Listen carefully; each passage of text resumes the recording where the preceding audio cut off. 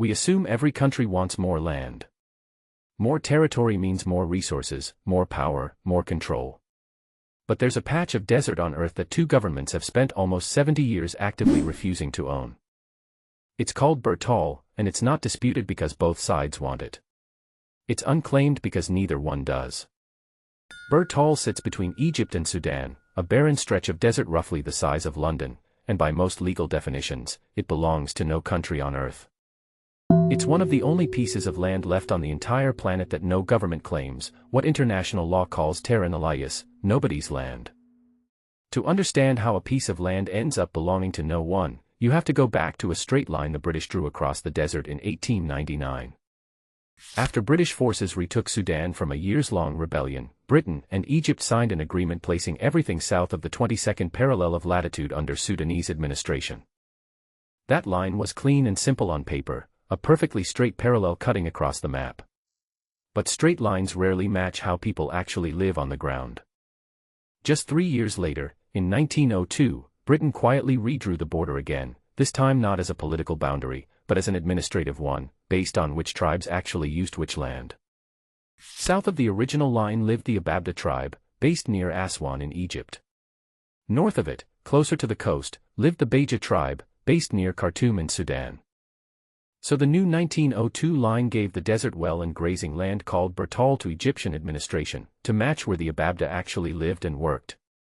And it gave a separate stretch of coastal land to the northeast, the Hala'ib Triangle, to Sudanese administration instead, to match the Beja. Now there were two conflicting maps.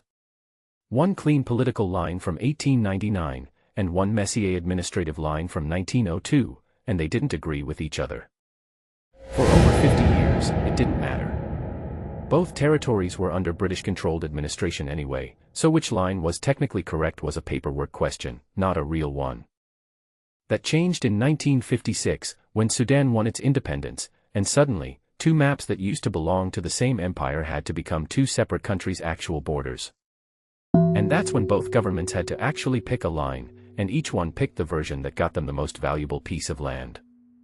Egypt insisted on the original 1899 line, the straight one, because under that line, the valuable coastal Hala'ib Triangle belonged to Egypt. Sudan insisted on the 1902 administrative line instead, because under that version, the same valuable coastal triangle belonged to Sudan.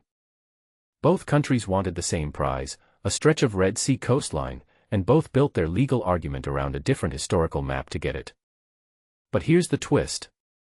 Each of those two lines doesn't just draw the coastal triangle differently, it also draws a second, much smaller piece of desert differently.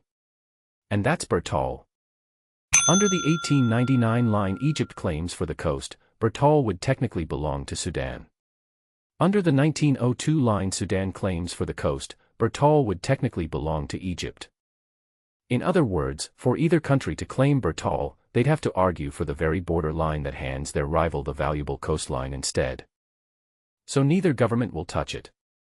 Claiming Bir Tawil would mean giving up their claim to something far more valuable. And that's the entire reason Bir Tawil exists in this strange legal limbo. It isn't fought over. It's ignored, on purpose, by design, by both sides at once.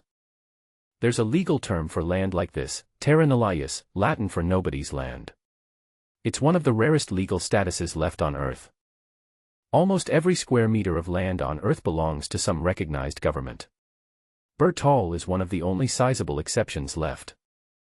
It isn't empty land in the sense of being untouched, the Ababda tribe still uses parts of it for grazing, the way their ancestors did over a century ago. But no government administers it, no police patrol it, and no country will officially put it on their books. Naturally, that kind of legal gap attracts a certain kind of person, someone who wants to claim a piece of land that no recognized country will contest. In 2014, an American man named Jeremiah Heaton traveled to Bir Tawil and planted a homemade flag, declaring it the Kingdom of North Sudan, so that his young daughter could technically become a princess. It made international headlines. It also meant absolutely nothing under international law. No government recognized the claim, and none ever will. He wasn't the only one. Over the years, several other people have tried to claim Bir Tawil as their own micronation, none of them recognized, none of them lasting. For a claim to actually mean something, it would need Egypt or Sudan to formally recognize a third-party sovereignty over their own disputed land, and neither has any reason to do that. So Bir Tawil sits exactly where it started, claimed by hobbyists and dreamers, but by no recognized state on Earth. Meanwhile, the dispute this whole situation grew out of, the fight over the Hala'ib Triangle, never actually went away. For most of the 20th century, Hala'ib functioned as part of Sudan, its residents even voted in Sudanese elections. But in 1958, only 2 years after Sudan's independence, tensions boiled over. As Sudan prepared to hold elections in the disputed triangle, treating it as unquestionably theirs, Egypt's President Gamal Abdel Nasser made his move. He sent Egyptian troops into the Hala'ib Triangle to assert control over the vote, a rare moment when this quiet border dispute turned into an actual military standoff. The troops withdrew again within the month, but the underlying dispute was never resolved. It simply went quiet again, the way it had for decades before. To this day, both countries still administer their own competing version of events. Sudan considers Hala'ib theirs. Egypt considers it Egyptian. Bir Tawil, in the middle of it all, remains untouched by either. Recent years have made the region even harder to visit, with ongoing conflict inside Sudan itself limiting travel and making the area more dangerous than ever to reach. Bir Tawil never had a war fought over it, never had a flag that meant anything, never had a single resident who could call themselves a citizen of anywhere. What it had instead was two governments so focused on winning something better, that neither ever got around to claiming what was right in front of them. It's a strange kind of lesson. On a map full of countries fighting over every last meter, sometimes the most telling border isn't the one everyone wants, it's the one both sides